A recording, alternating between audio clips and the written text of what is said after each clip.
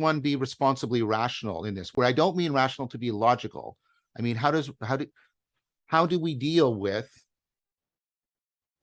the perennial problems of self-deception within human Mhm. observation, cognition, speculation, Mhm. etc. We can to some degree avail ourselves of some of the techniques from science for overcoming self-deception. We can to some degree avail ourselves with some of the imaginal and transformative practices that take us out of the distortions of egocentrism or a flat ontology. Yeah.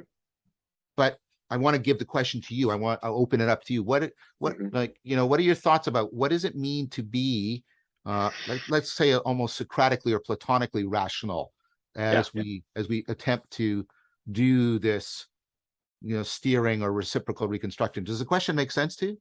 Yes, it does. Yeah. Well, or it makes sense to me, and in the answer I'll give will tell you whether I heard it right.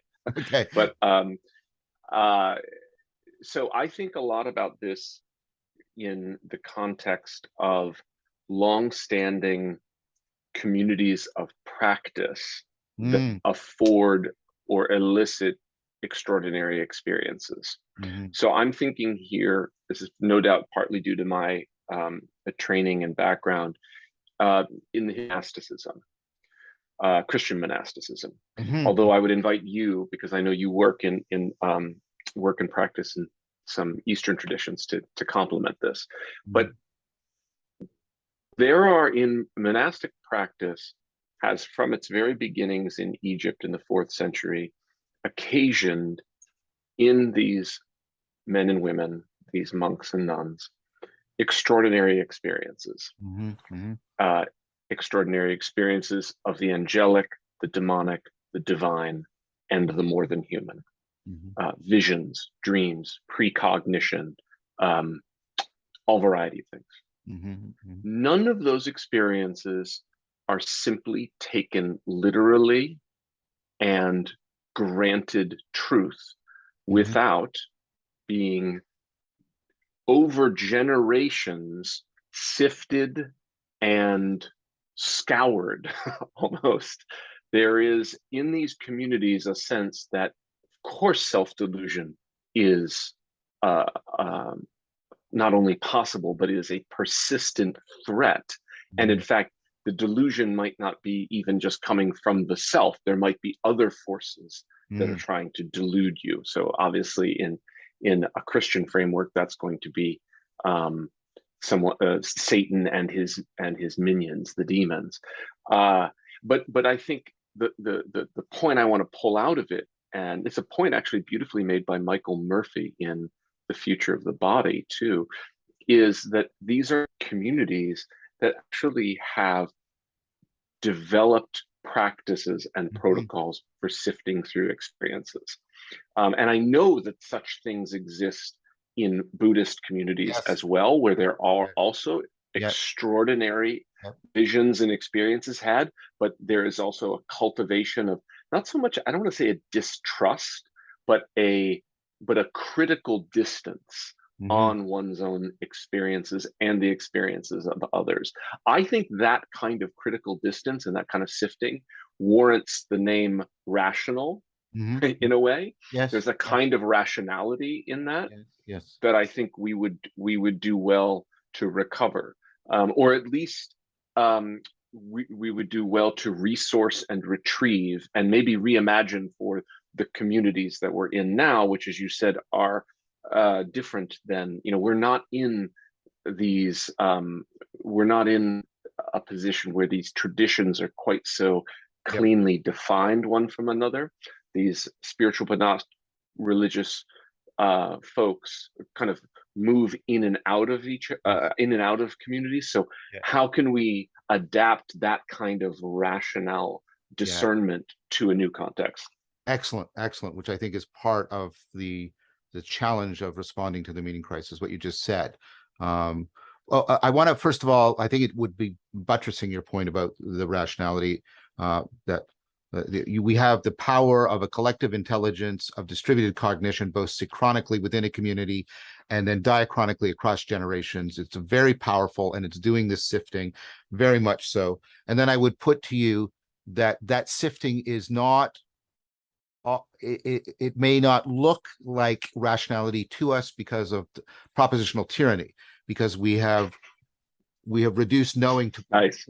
propositional tyranny. We've lost the procedural knowing, we've lost the perspectival, we've lost the participatory dimensions of rationality, which probably are, in fact, I would argue, as important, and in some cases more important, than propositional inferential rationality.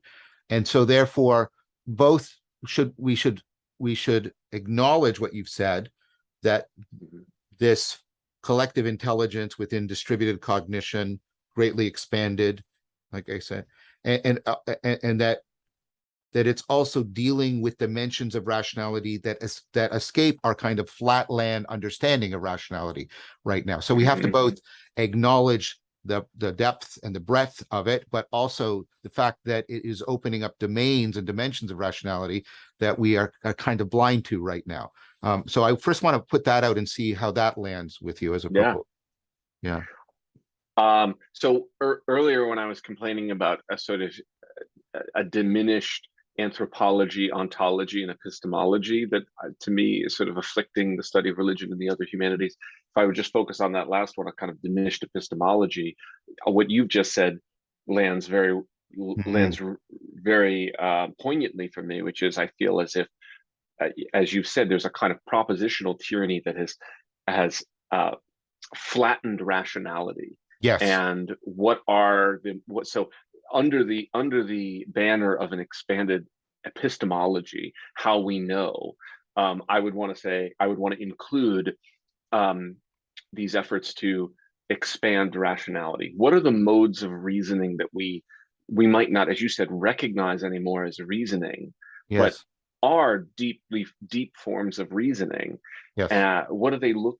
And can we recover these and redeploy them meaningfully today?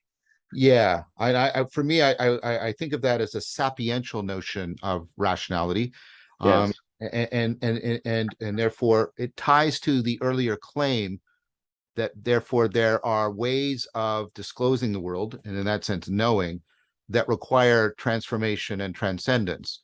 That like we have lost, let me call it, a contemplative axis of ratio, and we reduced it to the computational, and then it has been further reduced, as you said, within the humanities, to a kind of communicative thing. And so we've got this reduction.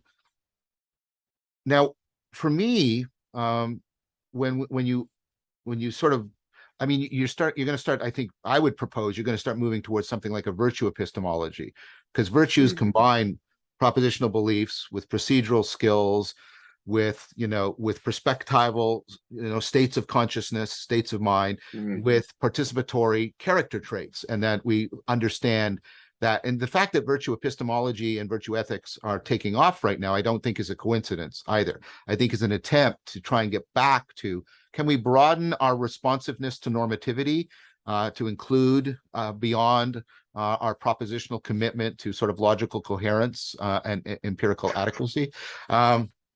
So I think that's an important thing to note. And then I want to now bring it back to engaging with it, because for me, like the thing that, well, like when I'm reading Plotinus, I aspire to being like Plotinus as a writer and a thinker, just like I aspire to being like Socrates as a person. Those are my two big aspirational divine doubles. We could perhaps comes back to that in a minute, because I do want to make a connection between rationality and aspiration and then get into the divine double. But before I say that, like when I'm reading Plotinus, it took me a while to realize this, and then I was able to do the same thing with Spinoza, who seems like the most computational of all philosophers, but in fact he's not. He's ultimately talking about love, which is and participation in God. And I think Claire Carlisle's book on Spinoza's religion is a masterpiece about that. Just fantastic book. But when I'm reading Plotinus, It's like I'm simultaneously getting an argument in the traditional sort of premises leading to a conclusion, and I'm going through an imaginal spiritual exercise at the same time. Like, Yeah.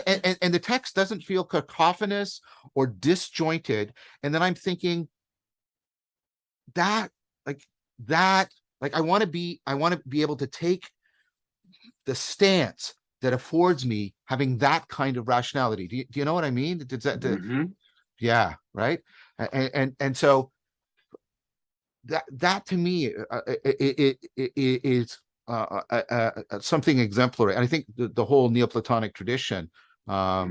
I mean, of course, there's variations in it, but there's very often that concerted effort to make something simultaneously an argument and a spiritual exercise. I think Proclus's Elements of Theology is doing the same thing.